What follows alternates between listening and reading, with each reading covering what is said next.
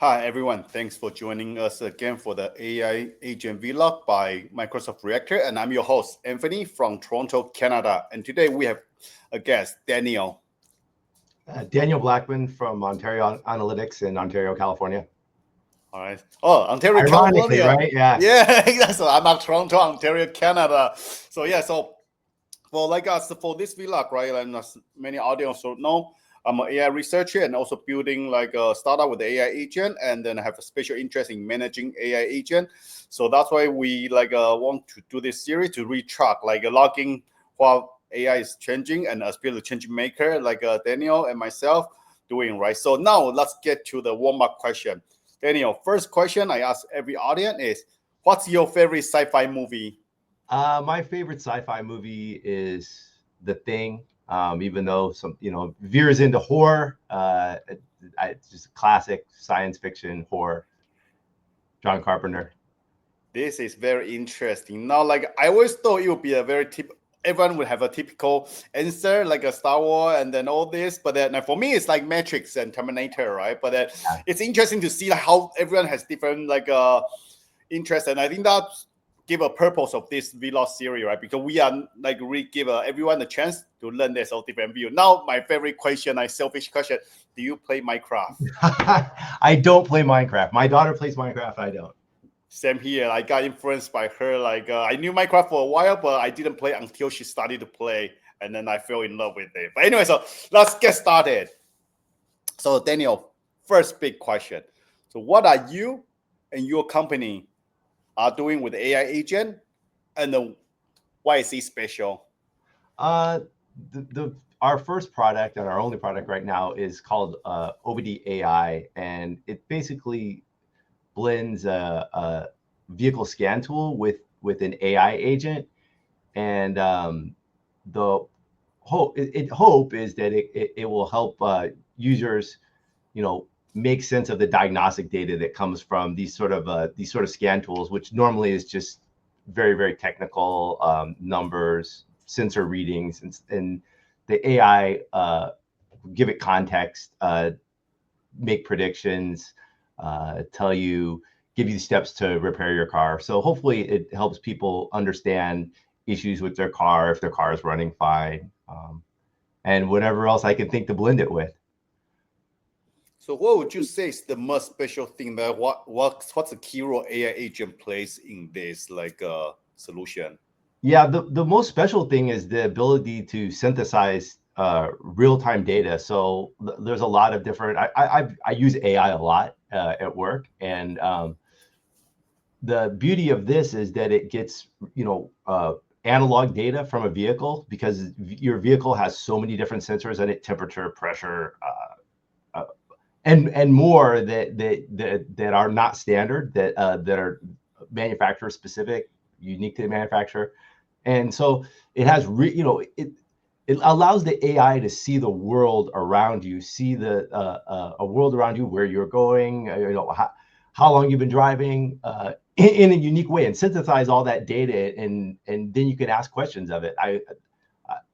So much data that AI consumes is static, whereas this is real world Yeah, data.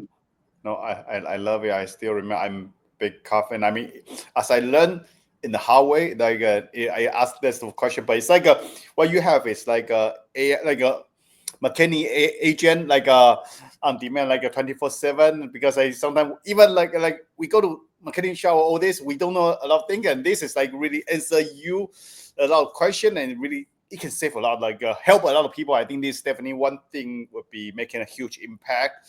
So no, definitely that's a great thing. We are you are building there. Now down to the next question. So that's I'll twist the next, because your first answer. I'll twist the next question a bit. It's like we say AI with so human with AI will replacement human without AI. So let's just say either all the car driver or the mechanic, you using your AI and all this, right? Where do you see mechanics stands in this? I would So love to hear. obviously, so obviously, we want to market it to mechanics as well, right? I mean, the beauty of AI is that, which I think is misunderstood, is that it's not going to turn me into a genius, or another guy into a genius, but it's going to augment. I think that's the right word. the experience and knowledge that you already have, because you could ask it more and more. So a mechanic could obviously has more sophisticated questions than I do as a vehicle owner who's not a mechanic. I'm just like, hey, why, do I need to take it to a mechanic? And then from the mechanic point of view, the mechanic can ask very detailed questions of the AI and have it synthesize the data in a way that makes sense for the mechanic rather than for the vehicle owner. So now just a quick follow-up question. So like vehicle owner, like I assume that's the initial user, but let's say they all use it. So would you say all the mechanic, like should they either your product or should they all be using AI in like a foreseeable future? Honestly, my view on AI is that I think everybody's going to need to use AI. In especially in the job market, I think that I personally, as somebody that was hiring, I would be reluctant to hire somebody that wasn't comfortable using AI to do their job. So if a mechanic said that they use AI along with their own experience, that would to me be a plus, right? So I think that that's the future that we're looking at. Yeah, I think as our vlog series continue, definitely would love to chat more with you, because a lot of people say job are not secure anymore, but skilled worker like mechanic is probably more skilled. But now if we are talking about mechanic with AI, what's that going to be like? I would definitely would love to chat more with you in 6 months or so, as we expand to see how that looks like and how your product, not just from the vehicle user, but also the others as well. So yeah, so now down to the last question. So today is your birthday, and then you meet a genie, and genie can grant you a wish to give you an AI agent of your choice. What would, and not for work, so Okay. what would that AI agent be?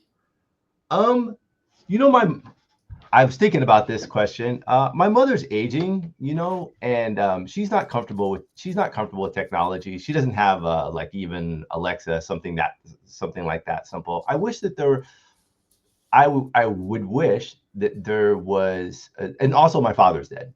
I wish that there was an AI agent that was comfortable for people that aren't comfortable with technology. I've heard, I read on LinkedIn one time, somebody made a comment that ChatGPT was like a golden retriever, because it was always, what do you need? What do you need? Very, very, and that's a good feature. I think that that's a good feature. I think that it is engaging, that it does seem to care about you, I guess you could say, or whatever. That's good. That's useful for people. It should be built. We should be building AI agents that make people comfortable, that can help people, like my mother, that people that aren't comfortable with technology or fearful of AI. I would wish for something like that. I would wish that would be the direction that we go in.